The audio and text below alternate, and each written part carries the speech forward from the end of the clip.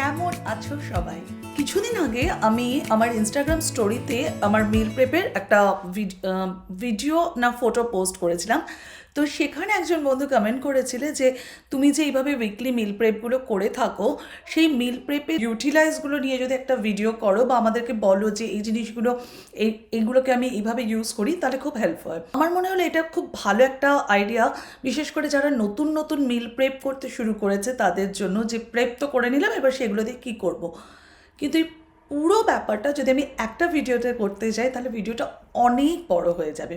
তো সেই কারণে আমি এই পুরো ভিডিওটাকে দুটো পার্টে ভাগ করেছি। ফার্স্ট পার্টে আমি তোমাদের সাথে শেয়ার করছি যে আমি কি মিল প্রেপ করেছি। তার আগে একটু বলে নিই, মিল প্রেপ অনেক রকমভাবে করতে পারি এবং প্রেপের অনেকগুলো প্রসেস থাকে, যেমন তোমার সান ড্রাইং, রোদে শুকোনো, ক্যানিং, তারপরে হচ্ছে তোমার ফ্রিজিং। আমি মূলত যে ধরনের মিল প্রেপ করি সেটা হচ্ছে ফ্রিজিং। এবং ফ্রিজিং সম্পর্কে আমি তোমাদেরকে বলতে পারি, এটা আমি বহু বছর ধরে করছি, সেখান থেকে যে কোনো জিনিস যদি ফ্রিজ করে দাও সেটা অন্তত 6 মাস কিচ্ছু হয় না, কারণ ফ্রিজ করে দেওয়া মানে সিকিওর হয়ে যাওয়া। এবং তোমরা অনেকেই জানো যে আমরা যারা প্রবাসে থাকি, যে যারা দেশি মাছ খেতে চায়, যে ইলিশ মাছ বলো বা রুই মাছ বলো, যেখানে তোমার ফ্রিজিংয়ের ডেট লেখা থাকে যে এটা 2 বছর পর্যন্ত এক্সপায়ার হবে না কি 1.5 বছর পর্যন্ত এক্সপায়ার হবে না, তো কোনো জিনিস ফ্রিজ করলে সেটা কিন্তু কখনো সেটা নষ্ট হয় না, সেটা মানে কি বলে লাইফটা ওখানে থেমে যায়। তো সেখানে ফ্রিজিং কিন্তু একেবারেই শরীরের জন্য ক্ষতিকারক নয়। কিন্তু ফ্রিজিংয়ের কিছু টেকনিক আছে, মানে মিল ফ্রিজ করে রাখার পরে সেটাকে ব্যবহারের কিছু টেকনিক আছে। সেটা যদি ভুল হয় বা সেটা যদি ঠিকঠাক না হয় তাহলে ডেফিনেটলি সেটা শরীরের জন্য ক্ষতিকারক, একটা পয়েন্ট। আর সেকেন্ড হচ্ছে যে সব জিনিস কিন্তু ফ্রিজ করা যায় না, মানে ডেফিনেটলি করা যায় কিন্তু স্বাদ হয় না। যেমন আমি দেখেছি যে অনেকে বা অনেক জায়গায় যে পুরো মশলা বানিয়ে বা রেডিমেড, ধরো বাটার চিকেন, কোরমা, ইভেন মাছের ঝোলও ফ্রিজ করে রেখে দেয়, কারণ সত্যি সেটা হয়তো তাদের লাইফস্টাইলকে, মানে তাদেরকে পুরোটাই একা হাতে, সে মহিলা পুরুষ নির্বিশেষে জুতো সেলাই থেকে চণ্ডীপাঠ পুরোটাই একা হাতে করতে হয় এবং সেখানে একটা বাজেটিংয়ের ব্যাপার থাকে। সেখানে হয়তো এই প্রসেসগুলোকে, এই উপায়গুলোকে নিতেই হয়। কিন্তু ওই যে প্রিকুকড মিলগুলোকে যদি ফ্রিজ করে দাও তাহলে তার টেস্ট একেবারেই ভালো থাকে না। বেশ কিছু জিনিস ফ্রিজ করা যায় না, যেমন আলু সেদ্ধ, রান্না করা ভাত, এই জিনিসগুলোকে ফ্রিজ করা যায় না। কিন্তু আবার বেশ কিছু জিনিস আছে যেগুলোকে খুব সুন্দর করে ফ্রিজ করে রেখে দেওয়া যায়। তো মানে ফ্রিজিং না, এটা একটা বড় চ্যাপ্টার, যেটা আর কি একটা ভিডিওতে বলে অনেক বড় ভিডিও হয়ে যাবে এবং অনেক কনফিউশন ক্রিয়েট করবে। তো আজকের মিল প্রেপে আমি কিছু জিনিস যেগুলোকে জাস্ট প্রিপেয়ার করে রেখে দেওয়া যায়, আর কিছু জিনিস হচ্ছে যেগুলোকে ফ্রিজ করা যায়, সেগুলোই করছিলাম। এবং এটা তোমার বলতে পারো যে আমি যখন মিল প্রেপ করছিলাম তখন ফিল্ম করেছি, আর সেইগুলোকে সবকটাকে অ্যাসেম্বল করে 6টা পয়েন্টস আমি তোমাদের সাথে এই ভিডিওতে ডিসকাস করছি। আর মিল প্রেপের ক্ষেত্রে কেউ যদি ফ্রিজিং টেকনিকটাকে অ্যাডপ্ট করতে চাও সেটা ভীষণ হেল্পফুল, কিন্তু 24 ঘন্টা তোমাদের পাওয়ার ব্যাকআপ থাকাটা ভীষণভাবে দরকার। তো যারা এমন জায়গায় থাকো যেখানে 24 ঘন্টা পাওয়ার ব্যাকআপ থাকে না, তাদের জন্য হয়তো অন্য কোনো প্রসিডিওর থাকবে মিল প্রেপ করে রাখার। বাট যাদের 24 ঘন্টার পাওয়ার ব্যাকআপ থাকে, আমি তাদের জন্য ভাউচ করে বলতে পারি যে একবার যদি তোমাদের মিল প্রেপটার রুটিনে এসে যায়, তোমাদের সময়, টাকা, এনার্জি সমস্ত কিছু বাঁচবে। তো অলরেডি অনেক বড় ইন্ট্রো হয়ে গেছে, আমি আর বক করবো না, চলো সোজা মিল প্রেপ শুরু করি। ফার্স্ট মিল প্রেপে সেটা হচ্ছে আমি মানে যেগুলো আমাদের বিনস হয়, যেমন এটা ছিল ব্ল্যাক আই বিনস, আর এটা হচ্ছে ঘুগনির মটর, এগুলোকে আমি ভিজিয়ে দেবো। আরেকটা কাজ আমি এখানে যেটা করছি, তো আর আমি চেষ্টা করছি মোটামুটি 2 থেকে 3টে মিলের হিসেবে জিনিসগুলোকে ভিজিয়ে রাখার।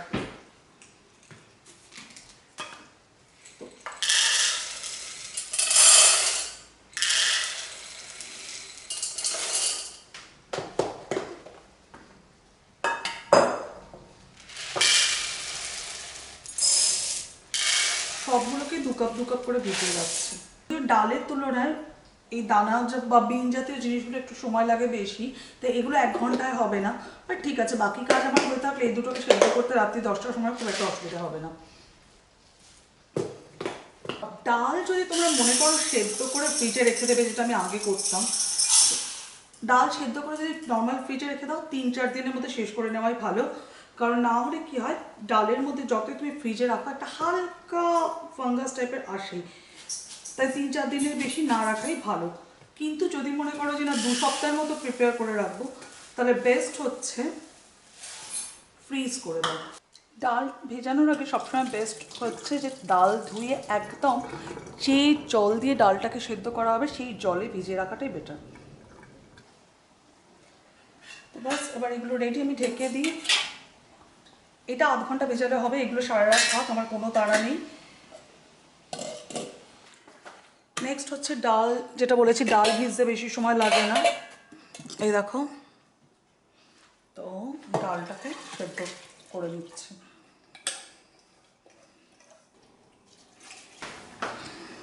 হলুদ, নুন, কিন্তু নুন যদি পরিমাণ মতো দাও, সব সময় যে কন্টেনারে রাখবে সেখানে লিখে রাখবে লেবেলে যে নুন মানে পরিমাণ মতো দেওয়া আছে, নুন বেশি হয়ে যাবে। এবং আমাদের একটা সেলিব্রিটি শেফকে আমি একটু নকল করে বলি, দেখি তোমরা গেস করো কার কথা বলছি। নাহলে তোমরা বলে শ্যামলী তুমি তো আমাদের বলোনি, এটা হিন্দিতে উনি বলেন, নেই তো আপ বলোগে আপনি बताया नहीं, আমি ইচ্ছা করে ওনার নামটা বললাম না। চলো, তোমরা অনেকে জানো যে বিশ্ব বলতে থাকে যে granola is the best option for breakfast, but আমার খুব একটা পছন্দ হতো না। বাট এখন যা গরম পড়েছে এখানে, তো আমি এখানে আসার পর আরও একটা কারণ আছে, আমি ওভেনটা এত পছন্দের না, মানে আমার আগের বাড়িতে ওভেন আমাকে প্রচণ্ড জ্বালিয়েছিল, এনিওয়েজ সেটা আরেকটা কারণ। তো আমি এটা বানিয়েছিলাম আগের দিন এবং এটা বেশ খেতে ভালো হয়েছিল। তো আমি এটা আমাদের কতদিন চলল, 1.5 সপ্তাহ, হ্যাঁ মোটামুটি এরকম 2 শিশি ছিল। তো আরও 1.5-2 সপ্তাহ চলে যাবে, অতটা পরিমাণ নিয়েই বানাচ্ছি। আগের বারে যা যা নাটস ছিল এবারে সেই সবগুলো নেই, কিছু কিছু আছে, যা আছে তাই দিয়ে করছি। তো ফার্স্ট থিং ফার্স্ট আমি দিচ্ছি কাজু, আগের বারে কাজু দিইনি, তার সাথে দিচ্ছি আমন্ড, এগুলোকে একটু রাফলি চপ করে নেব। বাট তার আগে মেন উপকরণগুলোই অ্যাড করে দিই। ওটস, এটা একদম পুরো ওল্ড ফ্যাশন ওটস আনা হয়েছে। এখন আমি তো ওভেনে বেক করবো, কিন্তু এর মানে এই নয় যে ওভেন ছাড়া করা যায় না, তোমরা কাস্ট আয়রনের প্যানে বা এমনি কড়াইতেও করতে পারো। এই কি তোমাদেরকে প্রায় 30 মিনিট ধরে দাঁড়িয়ে থাকতে হবে। আমি প্রায় 3 কাপ মতো ওল্ড ফ্যাশন রোল ওটস দিলাম। যার সাথে আমি যেটা করছি সেটা হচ্ছে 1 কাপ মুড়ি মেশাবো, ভীষণ ভালো লাগে, খেয়ে দেখো। চাইলে তোমরা পাফড কিনোয়াও দিতে পারো, বাট আমার কিচেনে ওটা নিয়মিত ভিজিটার নয়, মুড়ি আমার কিচেনের রেগুলার ভিজিটার, তো সেই কারণে মুড়ি। তার সাথে দেব হচ্ছে ব্রাউন সুগার। এবার এই নাটসগুলোকে, মেলন সিডস, এটা মাপলে কতটা হবে দেখি তো, হ্যাঁ 1/4 কাপ মতো মেলন সিডস। আর এগুলো মনে হয় 1/4 কাপ মতোই হবে, কাজু আর আমন্ড। তো আমি একটু রাফলি চপ করে নিচ্ছি। আর আমি ওভেনটাকে ফ্যান ফোর্সে প্রিহিট করতে দিয়ে দিয়েছি 160 থেকে একটু বেশিতে। জাস্ট রাফলি চপ করে করে, তোমরা চাইলে আরও ছোটো বড় করতে পারো। ক্র্যানবেরি আমার কাছে রয়েছে, তাই আমি ক্র্যানবেরি দেবো। নাটসগুলো কাটা হয়ে গেছে, তো মিশিয়ে নিচ্ছি। কাজু, ওয়ালনাট আমার বেশি পছন্দ এটাতে, আমন্ড, তার সাথে লাগবে হচ্ছে একটা অ্যাবসলিউট ভডকা শিশি, কারণ ভ্যানিলা এসেন্স 1 টিস্পুন দিলেই হবে। আমি ভেজিটেবল অয়েল 2 টেবিল স্পুন মতো। আর এই কাপের মধ্যে আমি মেপে নেব হচ্ছে আমার মেপল সিরাপ। আগের বারে হানি দিয়েছিলাম, তো ভাবলাম এবারে তাহলে একটু মেপল সিরাপ দিয়ে করে দেখি। মিষ্টিটা যে যার মতোই দিও, আমি একটু কমই দিই। আর এই রেজিন বা ক্র্যানবেরি আছে, ক্র্যানবেরি দেবো, কিন্তু এখন দেবো না। কোকোনাটটা ভীষণ ভালো লাগে, কিন্তু দেওয়া যাবে না। ব্যাস, মিক্স মিক্স মিক্স। আর এবারে 2টো বেকিং ট্রে। তোমরা যারা ইয়েতে করবে, প্যানে যদি করো, নিভা আছে প্রায় তোমাদের 20 থেকে 30 মিনিট তো লাগবে, ওভেনেও তাই লাগবে। কিন্তু তফাৎ কী বলো তো, যে ওভেনে যেমন আমাকে 15 মিনিট অন্তর অন্তর এসে নেড়ে চেড়ে দেখতে হবে, এবং লাস্ট বার নাড়ার সময় আমি এই ক্র্যানবেরি আর রেজিনটা অ্যাড করতে পারবো, কিশমিশটা। কিন্তু সেম জিনিস হবে তোমরা যখন প্যানে করবে তখন, বাট ওই 30 মিনিট কি 20 মিনিট যাই লাগুক না কেন, তোমাদেরকে ঠায় দাঁড়িয়ে থাকতে হবে, এইটুকুই যা তফাৎ। কারণ কনস্ট্যান্ট না নাড়লে পুড়ে যাবে, মানে দেখতে হবে পুরো ব্যাপারটা মচমচে হয়েছে কিনা। একটা বেকিং ট্রেতে আমার হবে না, তাই আমি দুটোতে এরকম পার্চমেন্ট পেপার বা বেকিং পেপার যাই বলো পেতে নিচ্ছি, নিয়ে সিঙ্গেল লেয়ার করতে হবে।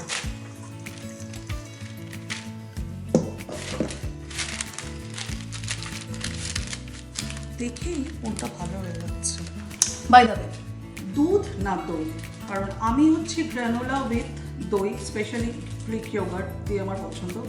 বিষয় তোমার কি? আমার দুটোই ভালো লাগে, তবে সকালবেলা ওয়ার্ম মিল্কের সাথে বেটার লাগে। হ্যাঁ, কিন্তু আমার যেটা যে কারণে পছন্দ হয় না, যে ওয়ার্ম মিল্কে দেওয়ার সাথে সাথে কি হয় ব্যাপারটা একটু নেতিয়ে যায়, নিয়ে যায়। হ্যাঁ, সঙ্গে সঙ্গে খেতে হবে, 1 ঘন্টা ধরে থোড়ি খাবো।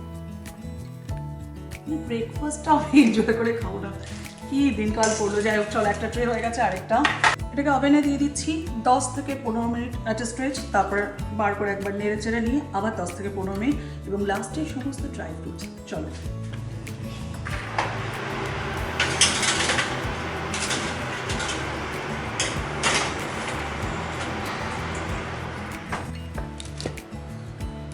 এটা আমি প্রায় 10 মিনিট মতো রেখেছি। একবার এরকম নাড়াচাড়া করে নিই, আমি ভাবছি এটা 8-10 মিনিট রাখলেই হয়ে যাবে। তো ব্যাস, এবার এর মধ্যে আমি অল্প অল্প করে তোমার এই ড্রাই ফ্রুটস, ক্র্যানবেরি, এটা হচ্ছে ড্রাইড অ্যাপ্রিকট, রেজিন আর ক্র্যানবেরি। আর আমি এখন ওভেনটা বন্ধ করে দিয়েছি, কিন্তু বন্ধ করে দিলেও তো ওভেন এখন গরম থাকবে, তো সেই অবস্থায় আমি এটাকে 3-4 মিনিট রেখে দেবো। তাহলে কী হবে, যে এই যে মানে ড্রাইড ফ্রুটসের যে টেস্ট বা জুস যাই বলো, সেটা একসাথে আলাপ পরিচয় করবে, ইনফিউজড হয়ে যাবে, রাইট। নেক্সট আমি আদা রসুন বেটে রাখবো, কারণ আমি আদা রসুন বাটার সাথে পেঁয়াজও তোমার কুচিয়ে নেবো। আজকে আমি ফুড প্রসেসর ইউজ করবো, কারণ আমার টার্গেটটা হচ্ছে তাড়াতাড়ি করে করার। ফুড প্রসেসর ইউজ না করতে চাইলে হাতেও কুচিয়ে নিতে পারো। করে পেঁয়াজ আদা রসুন একসাথে ভেজে রাখবো। তার কারণ হচ্ছে যে এই যে তোমরা দেখলে না, আমি ব্ল্যাক আই বিন ভিজিয়েছি, ঘুগনির জন্য মটর ভিজিয়েছি, তারপর হচ্ছে তোমার অড়হর ডাল ভিজিয়েছি, প্রত্যেকটাতেই এই বেসিক ভাজাগুলো লাগে।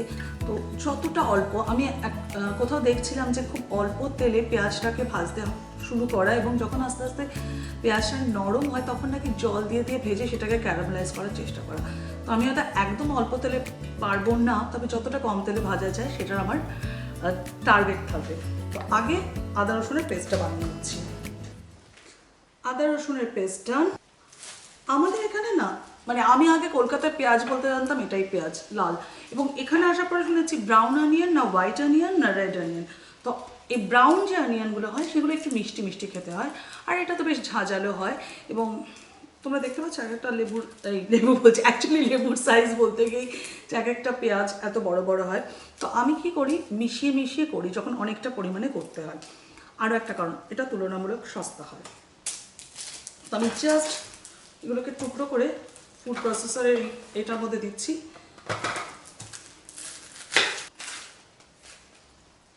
পেঁয়াজ বড় কাদায়, আর সেই কারণে, আর যেটা তোমাদেরকে দেখালাম যেরকম বড় বড় পেঁয়াজ হয়, তো কী হয় যে অর্ধেক কেটে রাখলে না, মানে হয়তো অনেকে রেখে খায়, কিন্তু আমার ঠিক কীরকম একটা লাগে। তো এত বড় বড় পেঁয়াজ, যার জন্য অনেক সময় হয় অনেক রান্না আমি পেঁয়াজ দেওয়ার ইচ্ছে থাকলেও দূর ওইটুকুর জন্য এত বড় পেঁয়াজ কাটবো, বা বিশেষ করে কাঁচা পেঁয়াজ, এমনি তো যেটা বলি যে কাঁচা পেঁয়াজ খেলে কখনো আমি খাই আর কেউ খায় না। তো সেই কারণে কি হয়, এত বড় বড় পেঁয়াজ হলে বড্ড ওয়েস্ট হয়। তো আজকাল আমি যার জন্য যখনই পেঁয়াজ কাটছি তখনই এরকমভাবে অনেকটা ভেজে রেখে দেওয়ার চেষ্টা করছি, তাতে ওয়েস্টটা কম হয়। দুটোরই, সময়ের, পেঁয়াজের, পয়সা, তিনটে। আর আমি সবসময় পেঁয়াজ একবার ধুয়ে তারপর বাটতে দিই, চপ করতে দিই, বাটতে দিই, যাই করি। আরে দেখো, দেখছো পেঁয়াজ আদা রসুন কাটার ফলে কী অবস্থা হয়েছে। আর এখনও বাকি সবজি কাটা বাকি রয়েছে। তো যাদের প্রচুর হেল্পিং হ্যান্ড রয়েছে তাদের জন্য তো ঠিক আছে, এগুলো কোনো ব্যাপারই না, 2 সেকেন্ড লাগবে তুলে ফেলে দিতে। কিন্তু যারা আমার মতো যাদের মানে জুতো সেলাই থেকে চণ্ডীপাঠ নিজেদের করতে হয়, বিশ্বাস করে প্রত্যেকদিন এই কাজটাও একটা বড় কাজ। তো সেই কারণেই এই ধরনের কাজগুলো বাল্কে করে রাখলে শরীরের কোনো ক্ষতি হয় না। পেঁয়াজটা ভাজা শুরু করছি। তোমরা চাইলে আদা রসুন ছাড়াও ভাজতে পারো, কিন্তু আমি অল্প করে আদা রসুন দিয়েই ভেজে রাখবো। হ্যাঁ, 1 টেবিল স্পুন সর্ষে তেলই দিচ্ছি, আর একটু দিচ্ছি 1.5 টেবিল স্পুন। তোমরা কিন্তু এটার মধ্যে মশলা দিয়ে কষিও না। মশলা দিয়ে কষালে কী হয় জানো তো, যখন তোমরা এই মশলাটা মানে আবার দেবে, সামাও আমি জানি না, এটা হয়তো আমার হয় তোমাদের নাও হতে পারে, আমার একটু অ্যাসিডিটি বা অম্বলের টেন্ডেন্সি হয়, তো সে কারণে তেলটা যতটা কম দিয়ে আর কি ভাজাটা যায় সেটাই ভালো হয়। এইটুকু তেল লাগবে। আমি 1 চিমটে নুন দিয়ে দিচ্ছি যাতে তেলটা এসে গায়ে না ছিটায়।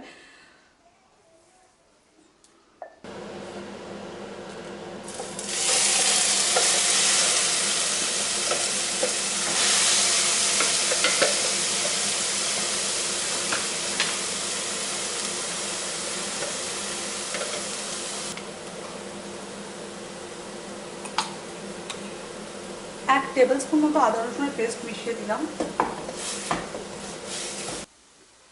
তোমরা দেখতে পাচ্ছ যে পেঁয়াজের ময়েশ্চারটা অলমোস্ট ফুরিয়ে এসেছে আর আস্তে আস্তে লাগতে শুরু করেছে, কালারটাও চেঞ্জ হচ্ছে। তো এই সময় আমি এই বাকি জলটা দিয়ে দিলাম। যেহেতু তেল কম তাই বারবার না নাড়লে আস্তে আস্তে কিন্তু এটা পুড়েই যাবে ব্রাউন হওয়ার বদলে। এই দেখো অনিয়নটা তোমরা দেখতে পাচ্ছ বেশ লাল লাল হয়ে গেছে। এবার আমি যেটা করবো, সামান্য একটু জল দিয়ে সাইড দিয়ে দিয়ে দিচ্ছি, যাতে এই জলটাকে মানে আমি কড়াইটা বা হাতাটাকে ঘুরিয়ে ঘুরিয়ে এই সাইডে যে ক্যারামেলগুলো আছে, মানে ক্যারামেলাইজড ব্যাপারটা আছে সেটাকে টেনে নেব, এবং অনিয়নের কোনো কাঁচা গন্ধ নেই। তো এটা আমার হয়েও গেছে। এবার এটা হয়ে গেলে আমি এটাকে কড়াইয়ের মধ্যে রেখেই ঠান্ডা করব। ঠান্ডা হয়ে গেলে আমি কন্টেনারে রেখে দেবো।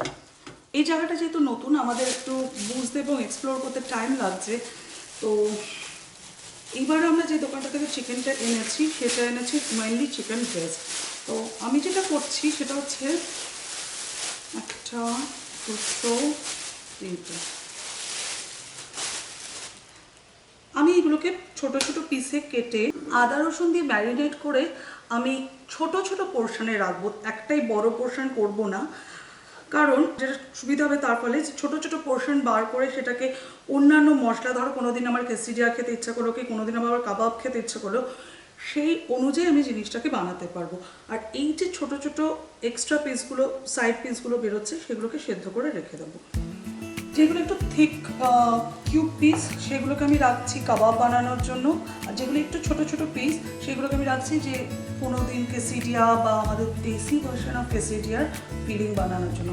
তো এখানে আমি চিকেন ব্রেস্টটি কিন্তু আমি 3 রকমভাবে কেটেছি। একটা হচ্ছে খুব লম্বা লম্বা স্ট্রিপ করে কেটেছি, এগুলো চিলি চিকেনও দেওয়া যেতে পারে, নুডলসও দেওয়া যেতে পারে।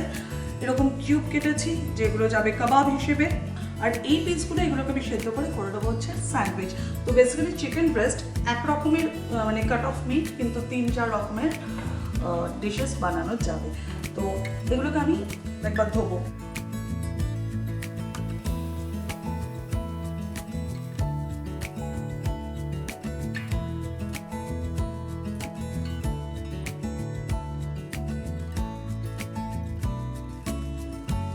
তোমরা চাইলে এটাকে নুন দিয়েও সেদ্ধ করতে পারো, আমি ভাবছি আমি একটু নুন দিয়েই দিই। চিকেনের টুকরোগুলো ধোয়া হয়ে রয়েছে ম্যারিনেট করে করে। এইবার অনেকদিন বাদে আমি দিয়েছিলাম, দাঁড়াও দেখাচ্ছি, ডেজ হতে অনেকদিন বাদে আবার এই কৌটোগুলো দেখতে পেলাম। এইগুলো কিন্তু ফ্রিজ করার জন্য খুব ভালো।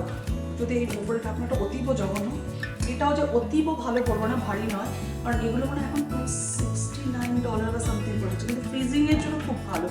তো বিষয় হচ্ছে এটা ভেঙে যাবে, আমি গেলেও কোনো অসুবিধা নেই, আমি ফয়েল বা ক্লিন র্যাপ দিয়েও ওটাকে ফ্রিজ করতে পারবো।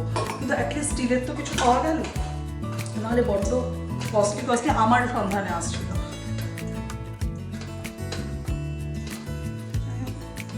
আর আমি না মশলা দিয়ে এই কারণে ম্যারিনেট করছি না, অনেক সময় কী হয় বলো তো, যে মনে হলো না আজকে একটু ব্রেক স্টাইলে খাই বা আজকে একটু অন্য স্টাইলে খাই, তখন মশলা দিলে ব্যাপারটা গড়বড় হয়ে যায়। সেই কারণে আমি জাস্ট আদা রসুন দিয়ে ম্যারিনেট করে রেখে দিচ্ছি। আমার একটা আজকাল বড্ড ভুল হয় যে আমাদের সবজি খাওয়া বেশ কমে যাচ্ছে। বিশেষ করে লিটিস। আর আমি একেবারেই কাঁচা সবজি খেতে পারি না, তো তোমরা গড়গড় পেছনে আওয়াজ পাচ্ছ, আমি জল গরম করতে দিয়েছি, কারণ আমি এই স্পিনাচগুলোকে রাফলি কুচিয়ে নেবো, না কুচালেও চলতো, কিন্তু আমাদের না সবজি যত ছোটো সাইজে বানানো যায় খাওয়ানো ইজি হয়, তো রাফলি কুচিয়ে আমি এটাকে ব্লাঞ্চ করব, করে ঠান্ডা করে রেখে দেবো। স্যালাড থেকে যে কোনো জায়গা আমার এটা কাজে লাগে, বিশেষ করে আজকাল স্যালাড বানানোর পরিমাণটা আমার এবাড়িতে এসে একটু বেড়ে গেছে। আমি খুব তাড়াতাড়ি তোমাদের সাথে বেশ কয়েকটা স্যালাড রেসিপিও শেয়ার করবো, কারণ এই গরমের মধ্যে রান্না করে বেশিক্ষণ রান্না করে এবং থাকাটা ডিফিকাল্ট। রাফলি ছুরি চালাচ্ছি।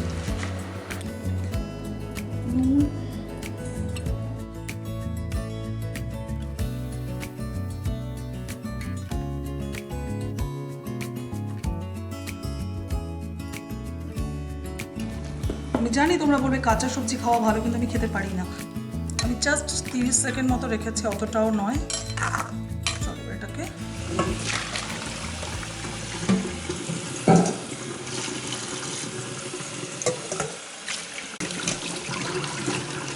আর এই দেখো আমার হেল্পার কি করছিস তুই?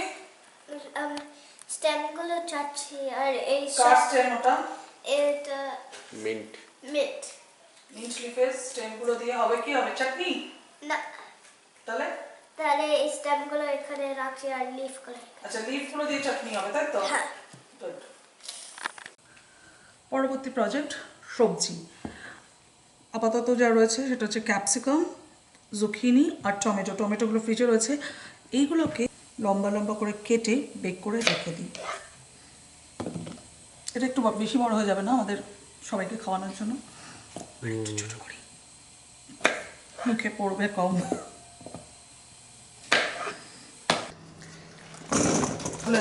দিও না, ইচ্ছে হলে দিও না, আমার ইচ্ছে হচ্ছে তাই আমি একটু আদা রসুনের বাটা দিচ্ছি। আমি ভেজিটেবল অয়েল দিচ্ছি, অলিভ অয়েল দিলেও চলে, নুন, গোলমরিচ।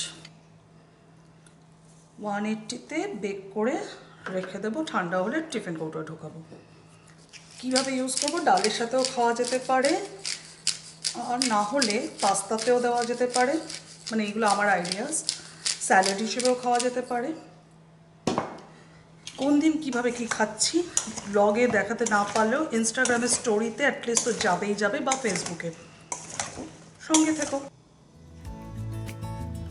আর এই দেখো আমার সমস্ত মিল প্রেপ ডান। এখানে দেখো ডাল আমি দুটো জায়গায় ভাগ করে রেখেছি। এই কাচের যেটা সেটা থাকবে হচ্ছে আমার নর্মাল ফ্রিজে, এটা 2 দিনের মধ্যে আমি কনজিউম করে নেব, আর এটা চলে যাবে ফ্রিজারে। আর এইগুলোকে আমি আজ সেদ্ধ করিনি, এগুলো আমি আজ রাতের দিকে বা কাল সকালে আমি সেদ্ধ করে নেব এই দুটোকে। এই পুরো জিনিসগুলো প্রিপেয়ার করে থাকলে প্রত্যেক দিনে ব্রেকফাস্ট থেকে লাঞ্চ অ্যান্ড ডিনার করতে, মানে এইরকম নয় যে এগুলো করার পরে আমাকে আর কিচেনে ঢুকতে হবে না, কিছু করতে হবে না, বাট হ্যাঁ আমি আশা করছি 40 মিনিট থেকে 1 ঘন্টার মধ্যে আমার ব্রেকফাস্ট ও ডিনার প্রিপেয়ার হয়ে থাকবে। আশা করছি এই ভিডিওটা তোমাদের জন্য হেল্পফুল হয়েছে। পরের ভিডিওটাতে এই যে মিল প্রেপগুলো করেছি তার থেকে বেশ কিছু মিল আইডিয়া আমি তোমাদের সাথে শেয়ার করব। আমি পার্ট বাই পার্ট শেয়ার করব, ব্রেকফাস্ট, লাঞ্চ, ডিনার এরকমভাবে, বা এরকম হতে পারে ব্রেকফাস্ট তার সাথে লাঞ্চ, ডিনার। তো যাই হোক, চলো এই ভিডিওটা আমি এখানেই শেষ করছি। অ্যাজ অলওয়েজ ব্লগটা ভালো লাগলে like, share, comment and subscribe to foodies আর লাইফ। সকলে খুব ভালো থেকো, বাই।